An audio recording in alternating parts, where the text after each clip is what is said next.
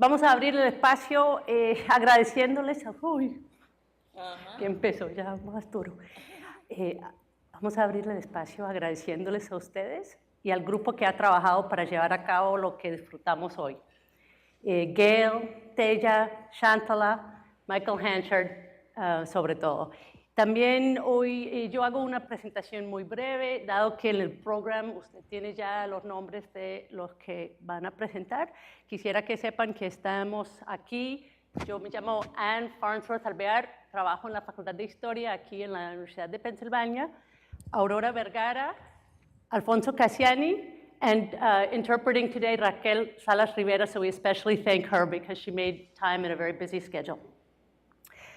Alfonso Cassiani es de la costa Caribe, es de Palenque y tiene un trayecto tanto de activista como de investigador académico. Entre sus libros varios están dos que tratan precisamente de Palenque, pero también ha publicado cartillas para la educación. Actualmente es profesor de la Universidad del Sinú. Y yo dejo espacio para que, do you want to translate her? Alfonso Cassiani is from Palenque. He is both an activist and an academic, and you know, I think that's basically just it. Yeah, and he's also currently a professor at the Sinú University in the Caribbean coastal region of Colombia. Aurora Vergara es del Chocó, del pueblo de Ismina, vive en Cali, donde es profesora de la Universidad ICESI. Aurora Vergara, because we didn't talk about me occasionally warping into Spanish, Aurora Vergara is from the region of Chocó. She is from the town of Ismina. She's currently located in Cali, where she is a professor at the ICESI University. Tiene varias publicaciones claves, ya circulando entre ellas un ensayo titulado Feminismo Afrodiaspórico, una agenda del feminismo negro en Colombia, which I especially recommend. So she has multiple publications. I want to emphasize her range. One of the essays that she has published recently is titled Afro-Diasporic Feminism, an Agenda from the Black Feminist Movement in Colombia. Ella hizo el doctorado en UMass Amherst con un PhD titulado Race, Gender, Class, and Land Property Rights in Colombia, an historical ethnography of Afro-Colombian struggles over land, 1851 to 2011. So that's the title of her dissertation. She earned her PhD at UMass Amherst.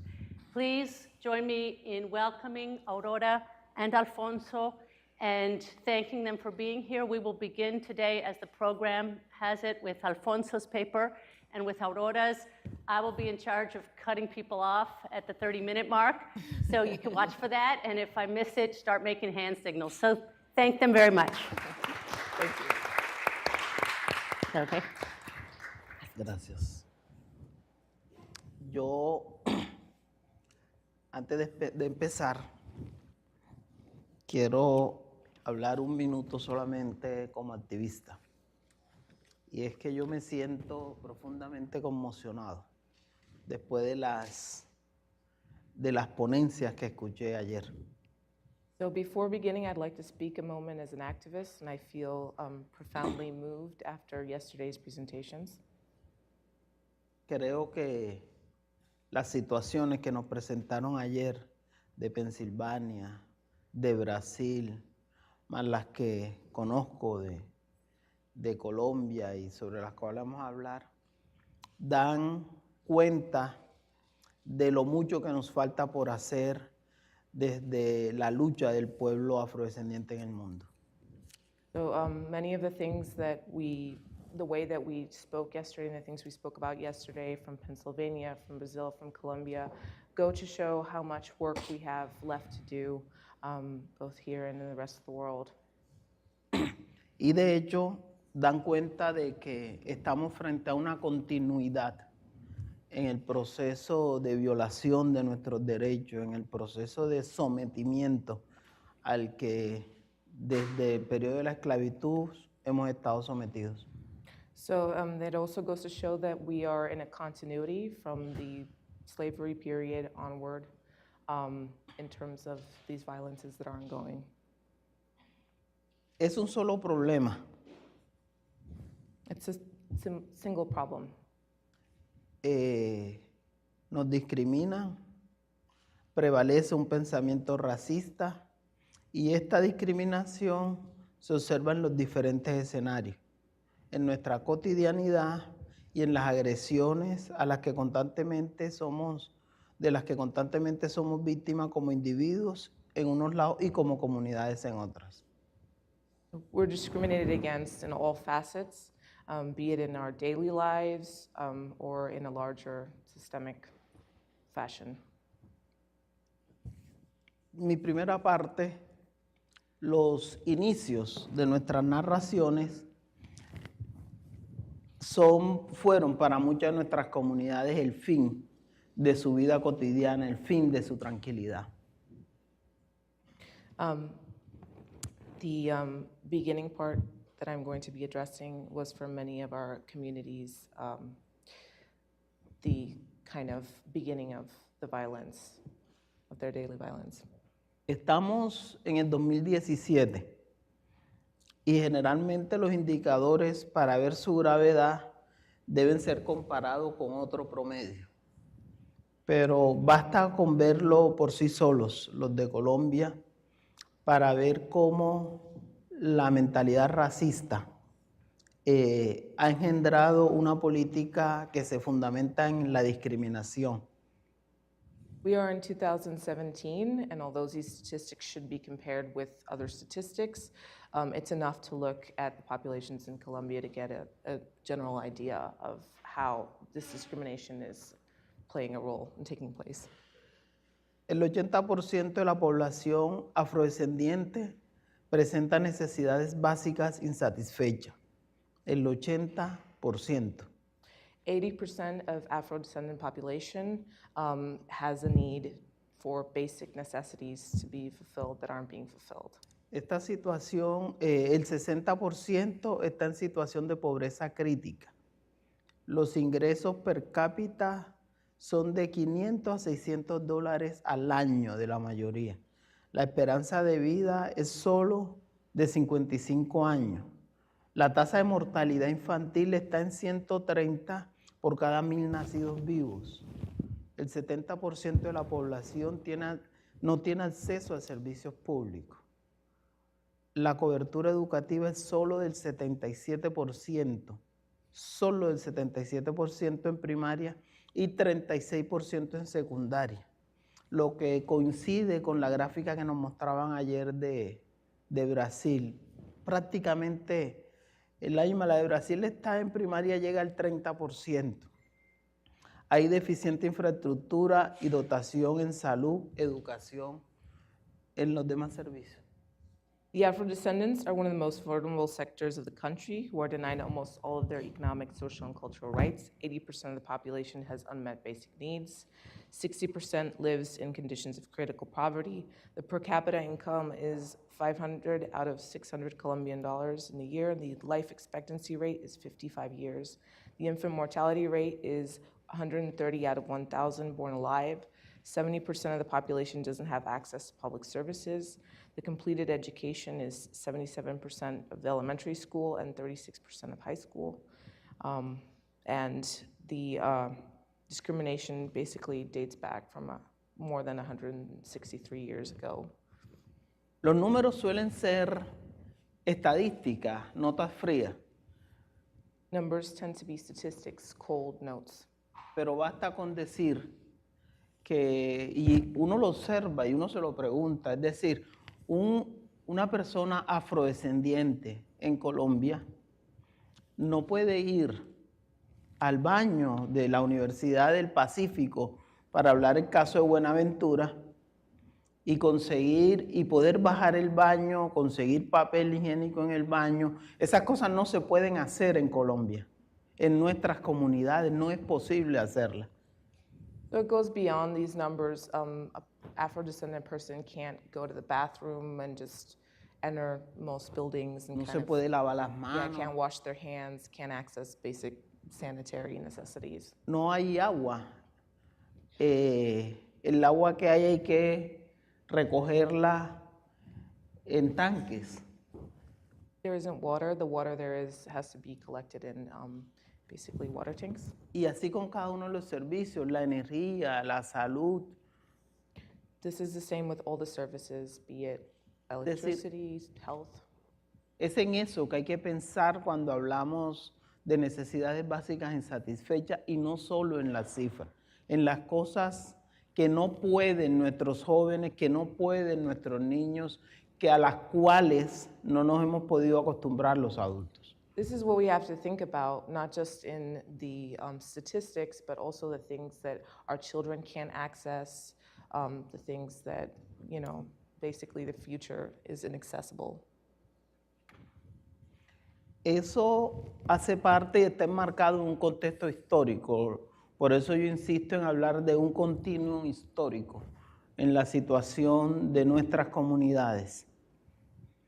So this is why I insist in speaking about a historical continuum, because this has to be historically contextualized. It can come out of nowhere.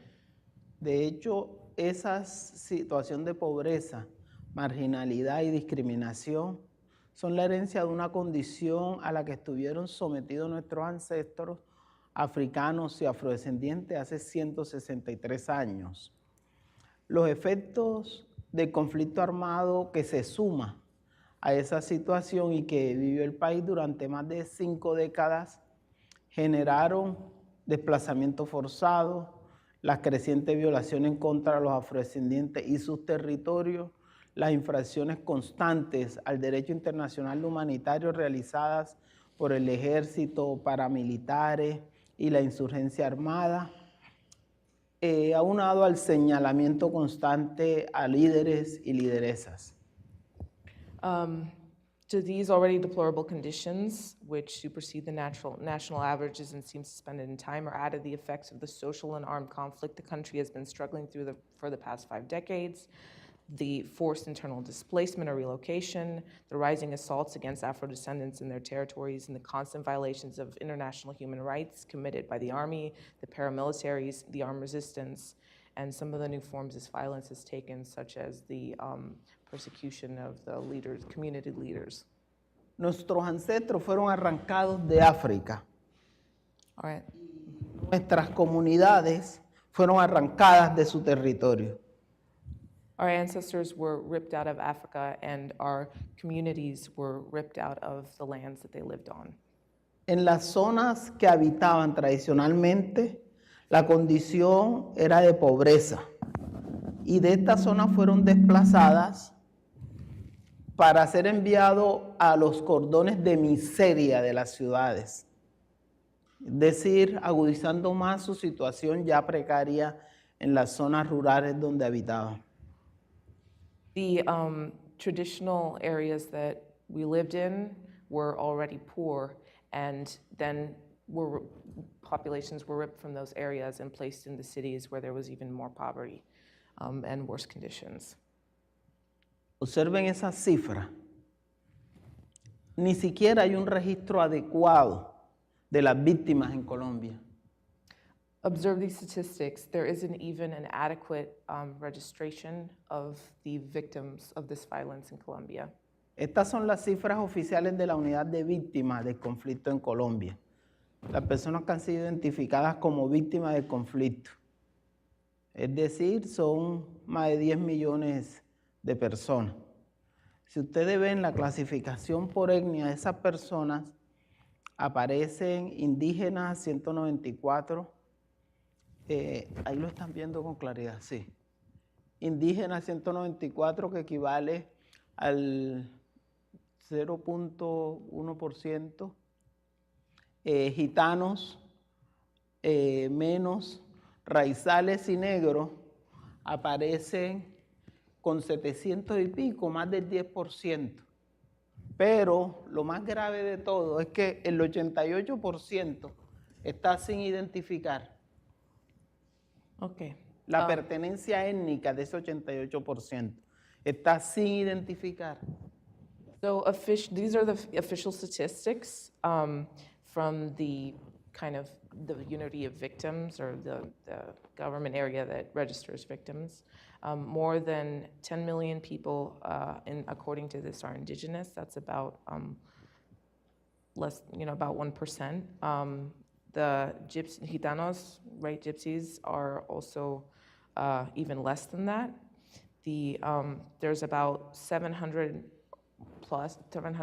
million or more victims that are registered as raizales or Afro-descendants.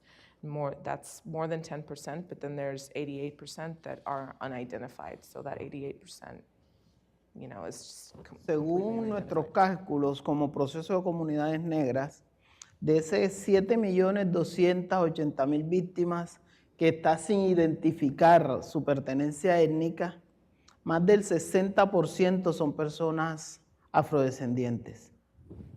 So of those 780 plus million victims, more than 60%, according to us, are Afro-descendant. Eso es un poco para que miren no solamente la dimensión del problema. Ya decimos que no hay un solo colombiano que no esté relacionado con una víctima del conflicto, que no haya sido tocado por el conflicto. Just so you get an idea of the dimension of the problem, there isn't a single Colombian that hasn't been touched by this conflict in one way or another. Pero más aún, la indiferencia del Estado que mantiene al 88% de esas víctimas sin reconocerle la pertenencia étnica, lo que habla además del tipo de solución que se le está dando en términos de reparación, es decir, la reparación para el Estado es cualquiera. And then to this we add the fact that the state basically has invisibilized this violence. More than 88% of the violence goes unrecognized. And so that complicates and makes impossible the problem of reparations. Pero la situación se agudiza más cuando hablamos de las mujeres. Se hace más grave aún. Porque generalmente cuando se habla de víctimas se piensa en los hombres. The situation becomes even worse, more intense when we speak of women, because usually when this is spoken about, it's spoken about in terms of men, and the women don't appear. Y aquí nuevamente hablamos de ese continuo histórico, es decir, la situación de las mujeres tampoco es nueva. And here we speak, of course, of that historical continuum, because the situation of women is not new. Durante el comercio esclavizado, solo para dar unos datos, de África a América, los hombres fueron traídos inicialmente sin compañeras. Luego fue que trajeron a las mujeres como mercancía u objeto de trueque para ampliar la mano de obra y para que hubieran crías. En la época de la colonización, las mujeres siguieron aportando en silencio al maltrato, entre otros, por el trabajo arduo bajo el látigo, el abuso sexual y la separación de sus hijos e hijas, que por la legislación eran propiedad del esclavista. En la casa de los hacendados eran parte de la servidumbre, como cocinera, ayas o lavandera, rol que todavía se conserva. A partir de 1851, cuando se declara la abolición jurídica de la esclavitud, muchas mujeres negras, sin ninguna preparación, carecían de poder económico, social y religioso, y algunas cambiaban del sitio de residencia según la ocupación del cónyuge. During the slave trade from Africa to the Americas, men were brought without their partners. Later, they brought the women as a new commodity in order to increase the workforce, and so there would be offspring. Emphasis on that. Whoever possessed the enslaved and had the advantage over other hacendados or encomenderos would have possession of the women. In the colonial era, women kept withstanding abuse in silence, the hard work under the lash, sexual abuse, and separation from their children, since by law they belonged to the master. They also had to renounce their identity and customs and submit themselves to the masters. In the house of the hacendados, they worked as cooks, caretakers, or dishwashers, roles that are still in place. After the legal abolition of slavery in 1851, many black women without any preparation lacked economic, social, and religious power. Some changed their place of residency so that it would correspond with their partner's occupation. Some of them were in charge of keeping the oral tradition alive, the ancestral customs, and the way of relating based on extended family networks. They're still influential in Black and rural and urban communities through culinary practices, such as the creation of sweets and desserts and other religious rituals involving syncretic characteristics. Además de que el ser considerada un objeto, una propiedad, les hacía ser víctimas silenciosas de toda clase de vejámenes y abusos sexuales de parte del esclavista. And in addition to that, being considered objects made them being subject to all kinds of abuses on the part of the masters of slave owners. Todo esto tuvo sus implicaciones porque heredamos no solamente lo cultural, heredamos no solamente los conocimientos, los saberes, sino la tragedia que se tejió con la esclavización. We inherited not only the cultural, but also the tragedy that came with enslavement. Aunque la esclavización legalmente terminó el 1 de enero de 1852 en Colombia, las consecuencias en el tiempo se mantienen tal como fue reconocido en la conferencia regional celebrada en Chile en diciembre de 2000. El ser un punto importante en el reconocimiento de la población afrodescendiente, sus aportes y problemáticas, afirmó que la esclavización y su legado son causa de racismos y origen de las profundas situaciones de desigualdad social y económica que afecta a la población afrodescendiente en el continente. La relación entre la trata transatlántica de esclavizados y la esclavización, el racismo y las desigualdades históricas en las que vive la población afrodescendiente, que sufre profundas desigualdades raciales, y estas, como lo han señalado Robert Martin en el caso de Brasil, son el resultado de las brutales desventajas y exclusiones originales generadas por el régimen esclavista, transmitidas de generación en generación y realimentadas cotidianamente por prejuicios y discriminaciones racistas, también originados en el pasado, pero que continúan vigentes. Estas desigualdades se manifiestan sistemáticamente en todos los aspectos de la vida económica y social del país y en todas las regiones. All right, I'm going to summarize that. So even though slavery ended on the 1st of January 1951, 18, sorry about that. It continues in multiple facets, economically and socially throughout all of the country, as Ruben Martí signaled in the case of Brazil, right? From generation to generation, the effects of slavery have been inherited and have had an extensive impact, both culturally and across all different regions. En la actualidad, nosotros hablamos de derechos y estos derechos los hemos venido construyendo durante los últimos 20 años como principios, como norma de vida. Los derechos ancestrales hacen parte de una totalidad, en donde, por ejemplo, el derecho a la identidad, al territorio, a la organización, a la participación y a la autonomía o al desarrollo propio se explican en su interdependencia, articulación e interacción con una realidad histórica y un contexto que es complejo, cambiante, heterogéneo y dinámico. Contexto que es agravado por relaciones de poder de diferentes sectores sociales, económicos, políticos, culturales y ecológicos. Dichas relaciones se inscriben en los aspectos de subalternización que caracterizan a la colonialidad, en sus dimensiones relativas al poder, el saber y el ser, es decir, la referida al ejercicio de las relaciones de poder basadas en dominación y opresión, y la consecuencia de los saberes eurocéntricos occidentales como los únicos y verdaderos. Okay. In the current moment, even though in the current moment we speak of rights, we've been building in the last 20 years, right?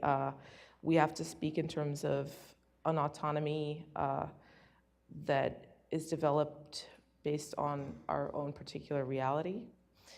It is All of this is aggravated by power relations, which are social, economic, and also the relationship between knowledge and power, particularly in Occidental knowledge and power, Western knowledge and power, and how it is constituted in Colombia. Entender esto es fundamental para entender las profundas raíces de lo que estamos enfrentando en los diferentes países. Uno no podría entender la situación de Brasil, de Filadelfia, de Colombia, si no es capaz de entender cómo eso está ligado y es parte de la herencia que heredamos. To understand this, we have to understand how this is part of what we have inherited. In Brazil, in Colombia, in Pennsylvania, we have to understand it as part of that particular history.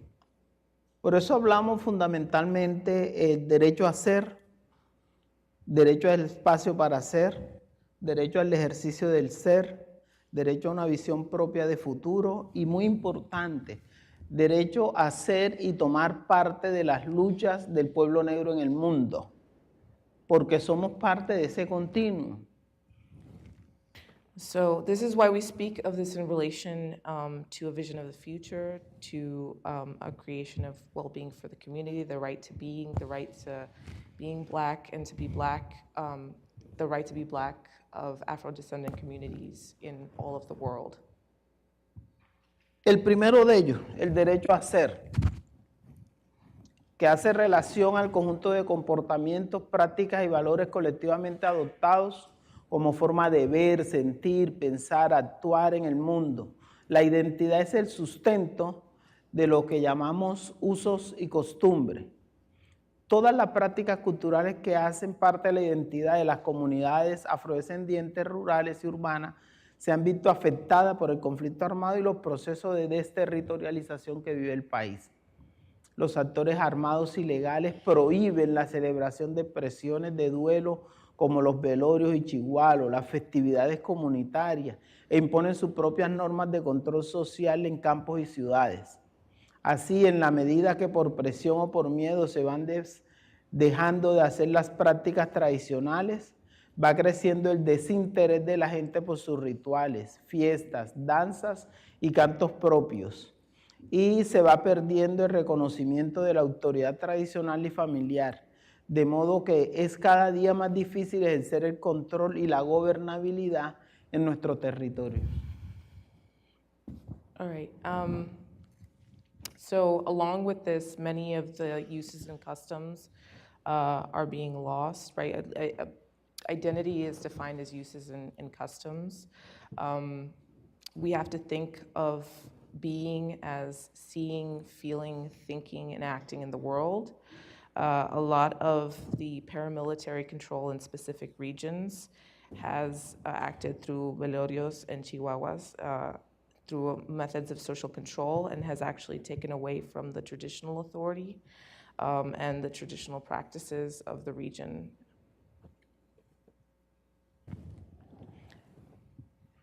El derecho al espacio para ser, al territorio. El territorio urbano y rural, los recursos naturales para las comunidades que derivan su sustento de esto, tienen estrecha relación con lo étnico-cultural y se expresan como fuente de vida, por cuanto el territorio ofrece satisfacción a las necesidades humanas de protección, subsistencia, identidad, libertad, recreación, afecto.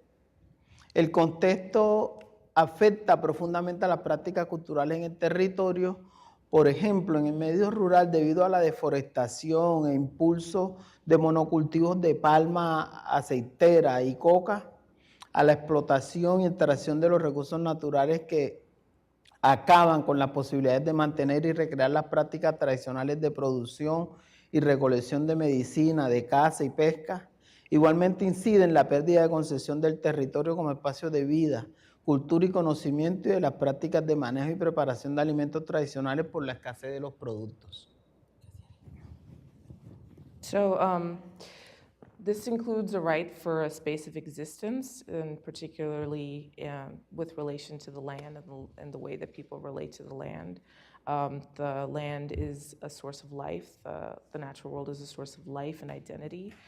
Deforestation with the palm oil industry and the coca industry has led to the destruction of traditional modes of basically getting food, like fishing and hunting and access to medicine. And that with that comes the destruction of forms of life, culture, and knowledge.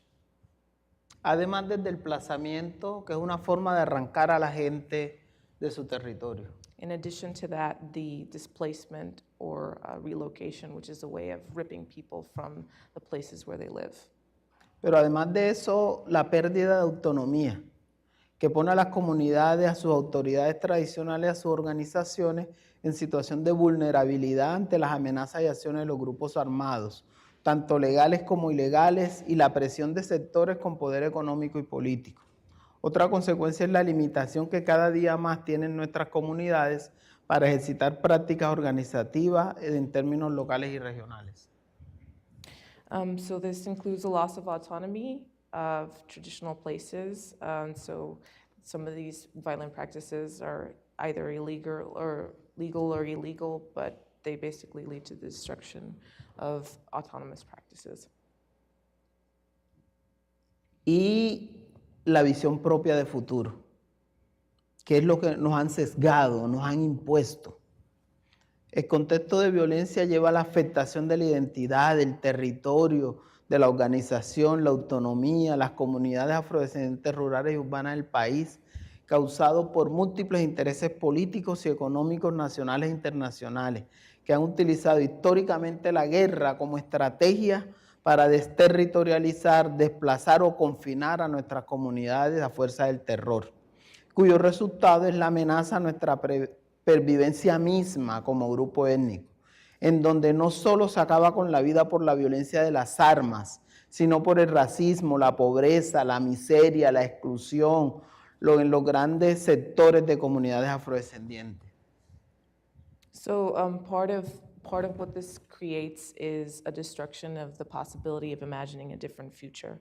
And this occurs in many ways, not just through economic, national and international economic interests, not just in the sense of like the well-being and itself, but also in a wider sense, you know, the destruction of our mode of life, our mode of creating a life that goes beyond basic necessities.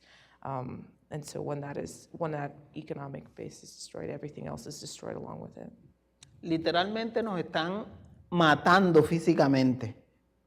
They're literally killing us physically. Pero también están acabando con nuestra condición de grupo étnico. But they're also ending with our condition as an ethnic group. Y esta es una situación que compartimos prácticamente en la mayoría de nuestros países. And this is a situation that we share in almost all of our countries. Por último, quiero enarbolar el tema de la resistencia, porque con toda esta tragedia pareciera que fuéramos actores, víctimas pasivas de estos horrores. I would like to emphasize finally the topic of resistance, because in this entire summary or talk, we would seem to be the victims. Decir, desde ayer nuestros ancestros hasta hoy, no hemos dejado de movilizarnos por la defensa de la vida. So from yesterday, from our ancestors to today, we haven't stopped fighting for a right to live. De construir propuestas de desarrollo propio. We haven't stopped constructing proposals for development, for autonomy and development and self-realization. De luchar por la recuperación de nuestros territorios. To fight for the recuperation of our lands. Y seguir organizándonos como negros. And keep organizing ourselves as Black people. Gracias.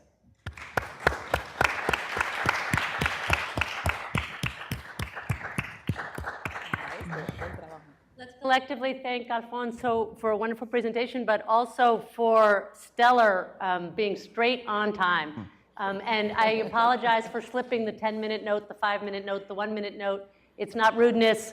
but it's enabling participation. So I want to, without further ado, turn the mic to Aurora. Okay, thank you. Buenos dias. Good morning to you all. I want to start thanking Michael for the invitation. I want to also thank Anne for suggesting my name for this conference. Taya and Shantala, thank you for getting us here. It was a lot of work, I know, so I really appreciate all the work you did. English is not my first language, so I'm going to stick to the paper to make sure that everything, I can get my point across. The presentation that I prepared for today is called The Branch of Paradise, Geographies of Privilege and Black Suffering in Cali, Colombia. I co-authored this paper with Jaime Amparo Alves. He's a Brazilian scholar. And we've been working on this for a long time. So I want to present a series of maps in which you can see how critically we look at a narrative that is very present in Colombia and in Cali, that there is a branch of paradise. So Cali is known as La Sucursal del Cielo, the branch of paradise. So we want to see if this paradise works as well for Black people. So in this paper, we provide a descriptive analysis of variables such as illiteracy, income, and violent death to analyze spatial patterns of structural violence produced at the intersection of race, class, and gender in Santiago de Cali, Colombia. We use secondary data to analyze the job market, homicidal violence, poverty, and spatial segregation. We made the argument that there is an interlinking between white privilege and Black subordination in this so-called branch of paradise.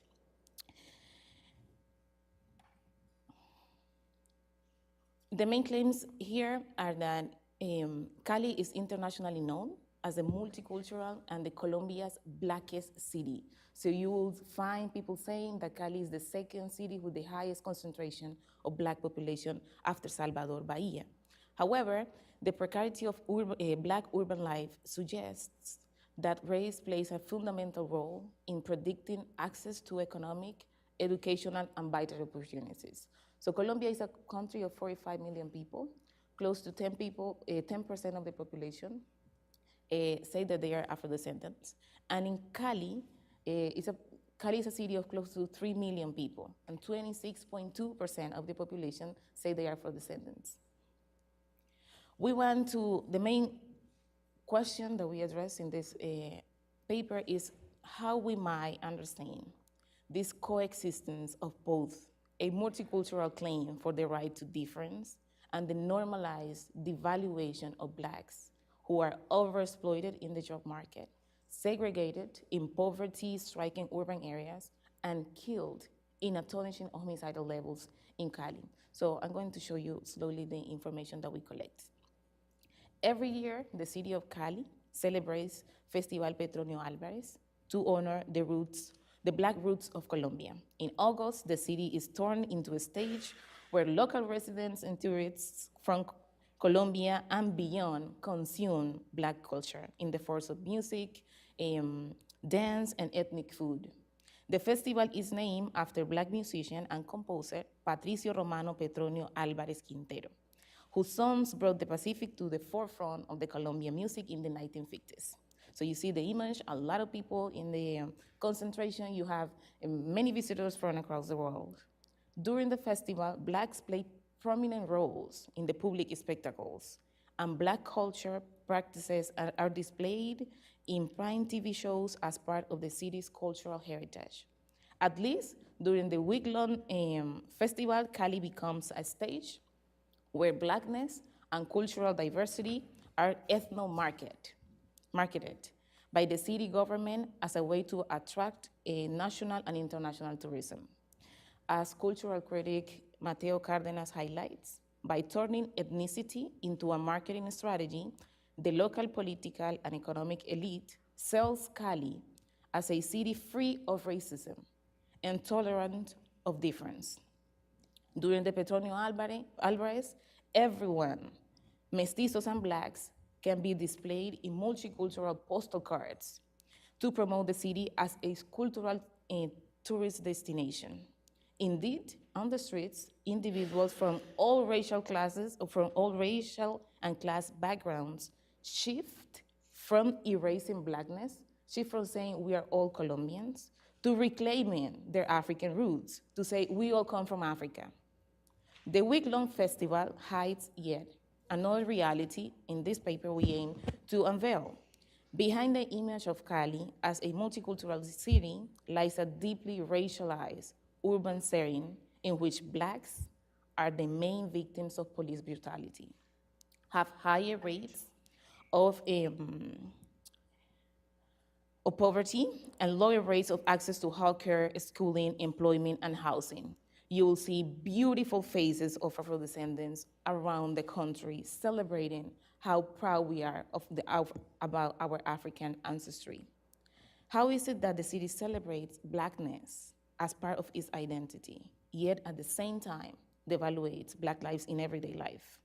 What seems like a paradox of the cities and the nation's narrative of racial belonging, I think, and we argue, is its main reasoning.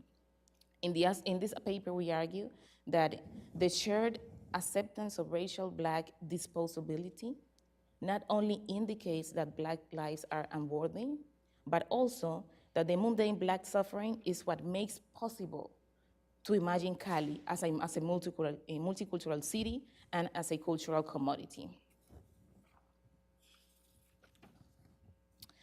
We read critically this narrative by mapping the socio-demographic situation in Cali. We first outline the main trends within the debates on racial relations analysis. I'm not going to get into that in the presentation today, but I just want to make sure that you understand that we situate the debate of race relations in Latin America, and we place the city there. We made the claim in Colombia and Latin America, there is this very strong argument that race relations are different because they are softer, but in Colombia there was legal segregation, even though we don't know much about that. Rather than attempting to be exhaustive, our claim is to situate Cali's racial order within the larger racial common sense that informs conceptions of citizenship and access to the city.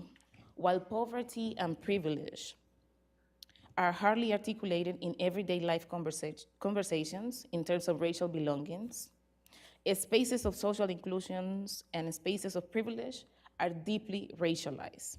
To sustain our claims, we use data from different government institutions, and we also collect qualitative data from employment surveys and quality of life surveys. Based on the overlapping of these socioeconomic variables, you will see, I present a series of maps in which you can see where money is concentrated, where best life conditions are concentrated, and where Afro-descendants are concentrated. You can see in the data that I'll present in a minute, how the place in which you reside in Cali intersects with your gender and with your class status. Our secondary qualitative analysis suggests the existence of intersecting factors in enforcing Cali's unequal social order. Wealth distribution and poverty are place-specific. That is, they are highly concentrated areas with homogeneous socioeconomic demographics. Class, gender, place of residence, and racial belonging interact to predict vulnerabilities to poverty, unemployment, and violence. Although a focus on race is not only on race, is insufficient to explain urban inequalities in Cali, race plays a fundamental role in defining one place to live and in deepening social vulnerabilities, particularly on female poverty and homicidal violence among youth. We have a series of thematic maps presented in the following order. First, we provide general data on income distribution.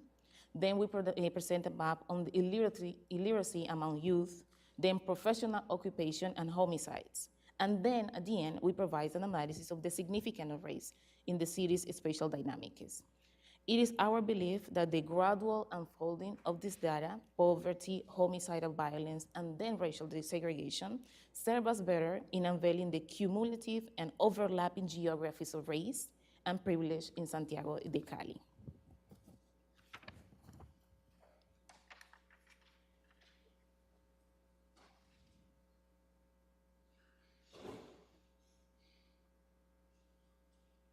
In trying to locate the work of race in producing Cali's spatial order, we cannot dissociate the racial animus to state-coordinated ethnic racial policies that affect Black lives in the urban continuum. As we hope to make clear, there are several ways through which the state is involved in the systematic racism found in Cali.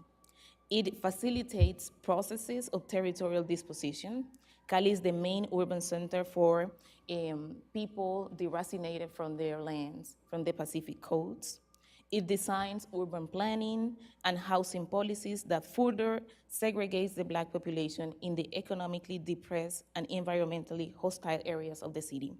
And it fails in providing access to basic citizenship rights, all while the deprived population is subject to hyper-surveillance and incarceration by racially biased law enforcement policies. Regardless of intentionality, these racialized practices can be regarded as state-produced vulnerabilities to premature death, as Ruth Gilmore calls it. Since the state creates conditions that precipitate these living in death conditions. Here we regard premature death as a category that reveals much more than a medical terminology. It is the axis of power where race, class, and gender-based vulnerabilities overlap in defining one's lifespan. These life-shortening policies expressed in unemployment, oversupply Black population, lack of access to housing and healthcare, and astonishing premature death by homicide produce spaces as much as they are spatially produced. You are taking a look at a picture that is heartbreaking and is common in Cali and in Pereira, in the main cities where Afro-descendant goes to study. In this photo, you take a look at an ad that says there is an apartment for rent, but not for Blacks. This is particularly true to Colombian cities, such as Cali, Cartagena, Bogota, and Pereira, where a lot of young people come from the Pacific coast to study in the universities.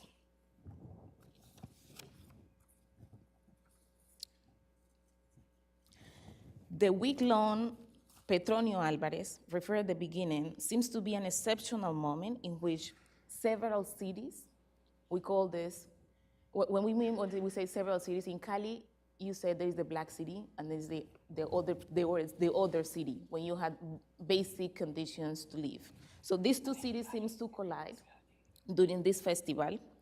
The predominantly Black, the city of Agua Blanca, and the predominantly white mestizo, located in the wealthiest sections of the city. However, this seems to hide a deeply racial line in the city, and I hope you can take a look very closely to this photo. This photo circulated in Cali 2 years ago, and nothing can better illustrate the ordinariness of racial gender subordination than the racial gender economy of domestic work in Cali.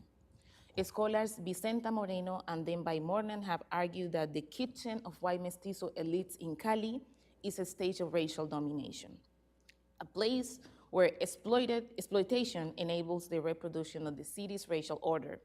Black women exploited enables the reproduction of the city's racial order. Their work creates the possibility for white women to participate in the city's economy outside the domestic sphere.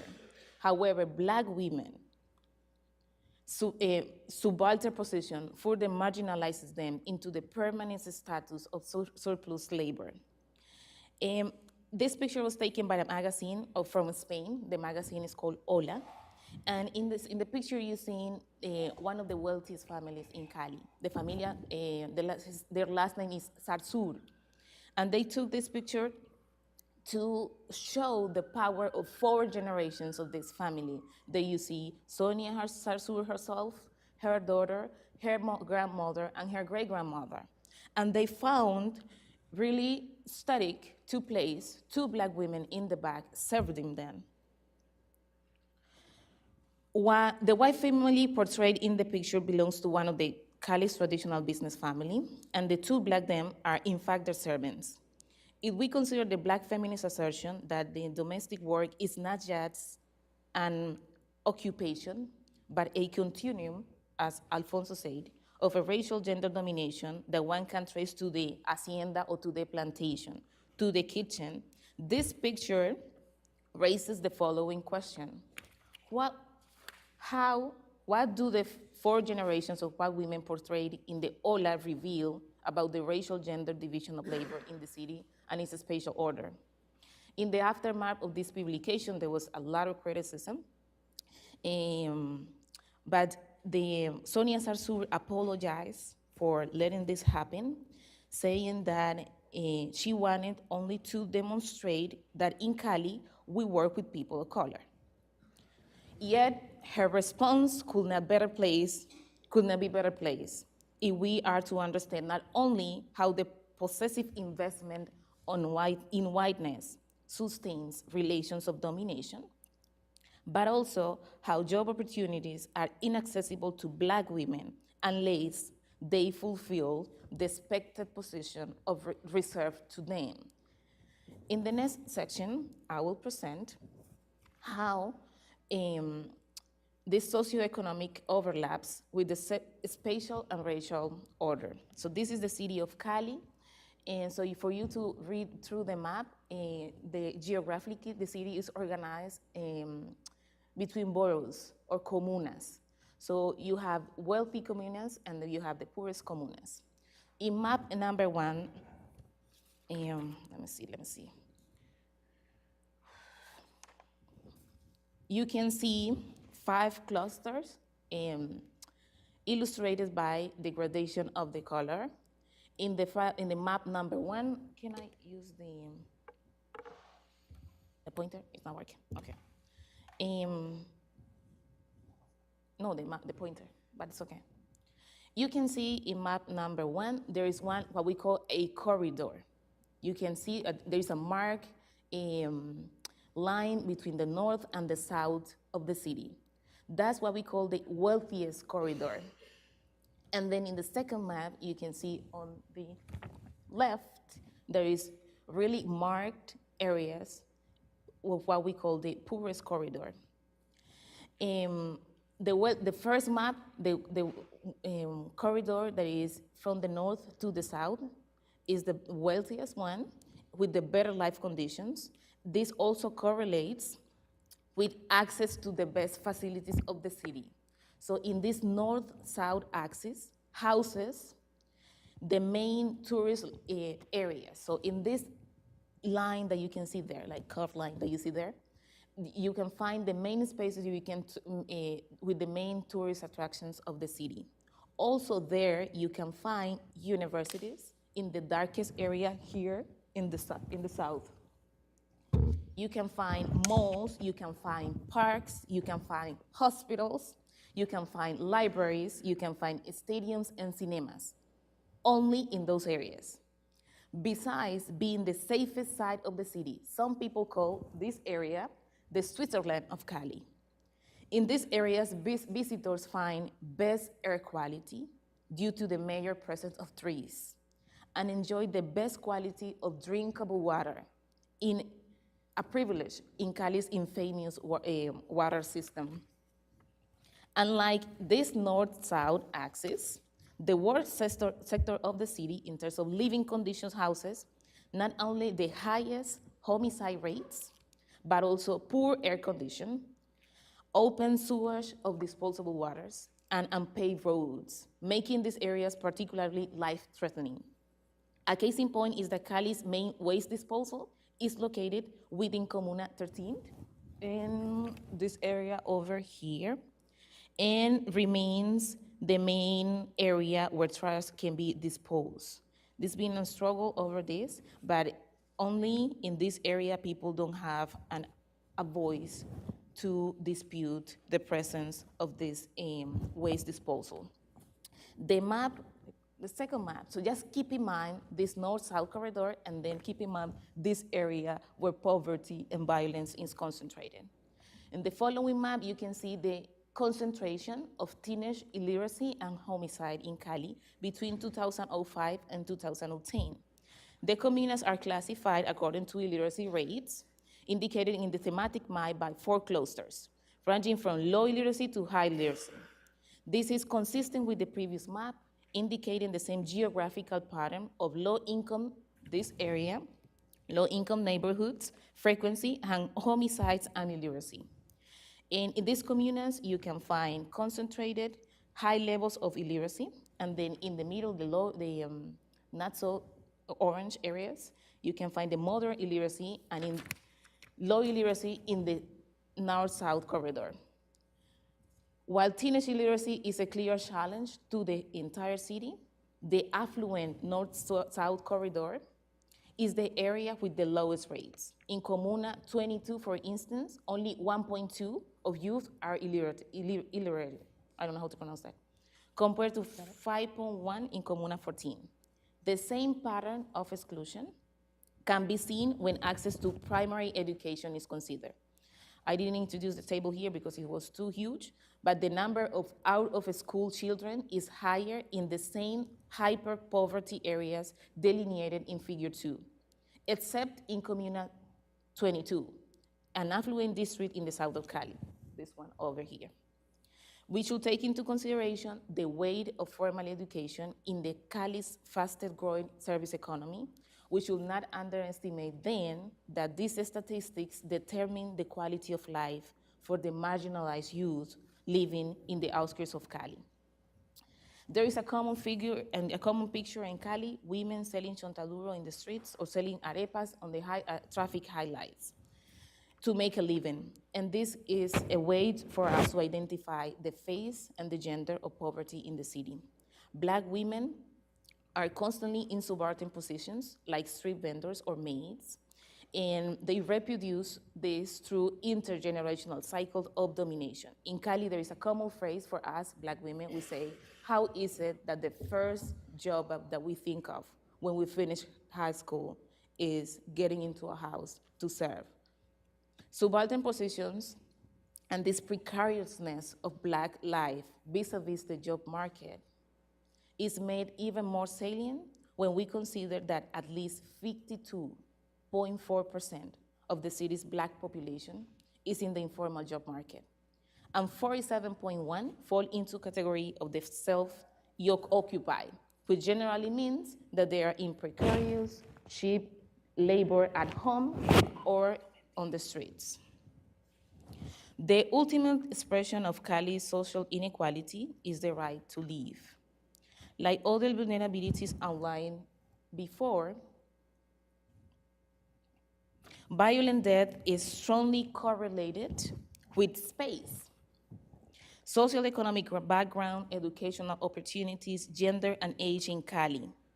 Cali has a special pattern of deadly violence that is overly concentrated in the poor east, low, and in the hillsides of the city, and among youth, as illustrated in this figure. You can see concentrated that in the north-south corridor that I presented in the beginning, the wealthiest corridor, you can see it's lighter. And in the poorest corridor, you can see how violence is concentrated. The city's current homicide rate is 81 out of 100,000 inhabitants, which places it as the most violent urban area in the country. Bogota, which is the main city, the capital, is 23 out of 100,000 and is the 12th in the world. Being young, male, poor, living in the high hills of Siloé or in the lowlands of Agua Blanca and Black is a deadly combination. The map below, this map provides a geographic and spatial representation of the violent deaths in the city. Like in the previous maps, this corridor, the safest area, demonstrates how violence is concentrated in one specific location of the city. This data clearly indicates the spatial segregation that fuels urban inequalities, and urban inequalities that are informed, deeply informed by class, race, and gender. In Santiago de Cali, a city supposedly free from racism, racial segregation creates distinct social conditions for Black and white mestizos. This map now presents where blacks are concentrated. This blue S area is the concentration of blacks in the city. I just hope you remember where was poverty concentrated, where was illiteracy concentrated, and where was violence concentrated. This demonstrates in the darker cluster, the bluest duster cluster, the black population density is about 50%. And in the yellow areas, the population of Afro-descendant people, it drops to 10%, less than 10%. As seen in the previous maps, these areas are classified. We have this rare system of classifying people in numbers. So if you are poor, you are in strata number 1. If you are rich, you are in strata number 6. So it's organized in that, the figures are organized in that order. This demonstrates the gradual color shifting in the map from extreme poverty to middle income, and the affluent district is consistent with the chromatic privilege we discussed earlier. The lighter and the darker areas with an intermediary mixing illustrate the spatial racial continuum between privilege and social exclusion in the city. The lighter yellow area in the south-north axis form a corridor that divides the city. There is actually a road, a main road that divides the city, la autopista Simón Bolívar. And this city divides even the trees. You will find less trees in the area where there is a higher concentration of Afro-descendants. This also reveals a depressing concentration of poverty and homicidal violence among the predominantly Black in indigenous communes. If we overlap all these maps, we can finally identify a consistent pattern of social exclusion that seems to follow the Black population. Areas with higher concentration of Blacks are also areas with worse performance in a broad range of indicators. In an sprawling yet predictable contrast to the light skin corridor, 25% of the residents of the predominantly Black territory have no access to healthcare. Infantile mortality rate is 65% higher in these areas. Basically, our children are dying. And most of its inhabitants are internally displaced or uprooted from their territories from the guerrilla and paramilitary work in the Pacific base. Read together, these maps enable us to identify the intersection of factors that reflect social and spatial inequalities in the city. Such patterns are not unique to Cali. You can find this in Medellin, you can find this in Bogota, you can find this in Cartagena, you can find this in Brazil, you can find this in Ecuador, and you can find this in the US. But Cali investment in its image as the Blackest Latin American city after Salvador Bahia makes it particularly relevant to unveil its space-based enduring regime of racial domination. Hidden for public discourses, race is inscribed into space through ordinary and taken for granted daily actions, such as going to see a doctor, breathing fresh air, or accessing public transportation. In Cali's geographies of privilege and social suffering, special matters are Black matters. To conclude, Cali's geographical distribution of opportunities and social suffering reveal that Blacks may well be integrated in the city, as they argue, but their integration is only made possible through a folkloric consumption of Blackness or through a racial logic of disposability. While the city is celebrated in salsa lyrics and in the annual Petronio Alvarez Festival, the near absence of Blacks in spaces of privilege and their over-concentration in neighborhoods plagued by unemployment, illiteracy, and premature death indicate that Colombia's multiculturalism continues to be an unfulfilled promise. Cali may continue to be called the branch of paradise, but for Blacks, it is yet another hell. Thank you.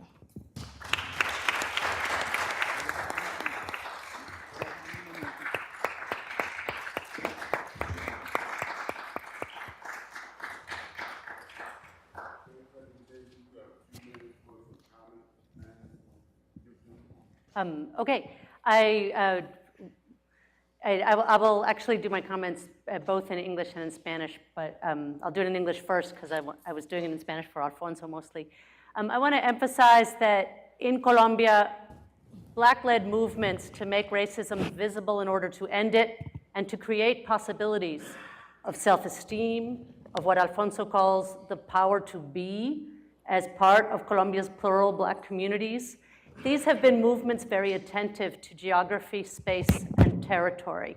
Activists have for decades been focused on making also making visible legal property rights so that white mestizo majorities are prevented from taking over Black people's land rights, towns, and actual people's homes and their property rights. I expect that most people here are familiar with Colombia's legal extension, more in theory than in practice, of collective land title to traditionally inhabited Black spaces. I do want to emphasize, so I won't go into that history, I do want to emphasize, though, that part of what we have today is a signal. Both papers are papers that bring the political clarity that Colombian Black activists and intellectuals have developed over decades to defend Black property rights and Black access to territory in predominantly rural spaces. They attempt in both papers to bring that clarity to political spaces, urban spaces, and cultural spaces. And I think that perhaps later in the day we can ask, and especially in Aurora's case, because what you see her here is her applying intense sociological skill to an analysis of an urban space, but in her dissertation work and in other writing she's done, she has done this for rural spaces. So I think it's very important that we, as a community, ask them to deepen that trajectory that Colombian Black intellectuals and activists have tracked for the country between rural territory and what Alfonso in the paper calls new urban territories.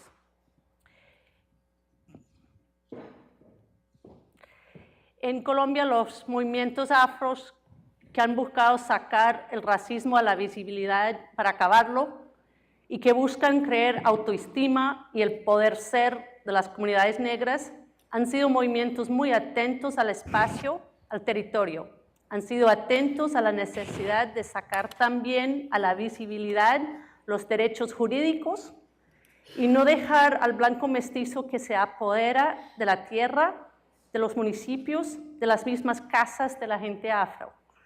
No creo que sea necesario aquí exponer la historia de Ley 70. Creo que todos pues, tienen alguna familiaridad con eso, pero sí quiero resaltar que aquí tenemos dos ponencias que intentan traer esa claridad política en cuanto al territorio y traerla, llevarla a la realidad actual de las comunidades afros, comunidades plurales, que hoy en día están en espacios precarios de las grandes ciudades colombianas. Espero que tengamos la posibilidad de entender mejor al transcurso del día de hoy cómo han logrado trazar la línea política entre la defensa de territorios rurales y la defensa necesaria de del territorio como territorio afro, de trazar esa línea hasta también enfocarse en la expresión urbana como expresión cultural y expresión en busca del poder ser de las comunidades negras en Colombia.